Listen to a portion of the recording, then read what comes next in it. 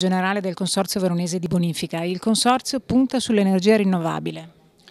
Sì, stiamo cercando di incrementare la produzione di energia idroelettrica prevalentemente perché stiamo trasformando parte del comprensorio in irrigazione da scorrimento a pioggia, quindi irrigazione in pressione, e per questo aumentiamo il consumo di energia elettrica.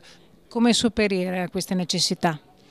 Purtroppo non abbiamo grandissime possibilità, grandissimi salti, ne abbiamo due, uno lo stiamo già sfruttando, l'abbiamo ultimato 1 anno e mezzo fa circa e produciamo circa 2 milioni di kilowattora, noi ne consumiamo 10 almeno di kilowattora. Adesso entrerà in funzione, in fine di questo mese, un nuovo impianto che sfrutta un salto abbastanza buono, 50 metri, una portata abbastanza modesta perché è variabile dai 200 ai 500 litri al secondo, e acqua che ci serve a quota più bassa, acqua che va a scaricare in Mincio, raccoglie tutte le colaticce e i residui dell'irrigazione.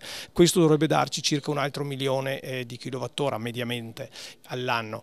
Ecco, questo ci aiuta. Naturalmente abbiamo bisogno di cercare anche altre fonti, altre possibilità, perché i costi dell'energia sono molto elevati e nella trasformazione da scorrimento a pioggia aumentano i costi. Lo facciamo per ridurre il consumo d'acqua, però dobbiamo tener conto che mentre abbiamo trasformato impianti a scorrimento con sollevamento in irrigazione in pressione, lì abbiamo mantenuto un certo equilibrio nel bilancio dei consumi, però trasformando anche adesso aree che avevano l'irrigazione a scorrimento senza sollevamento, lì abbiamo un deficit e quindi siamo alla ricerca di queste soluzioni.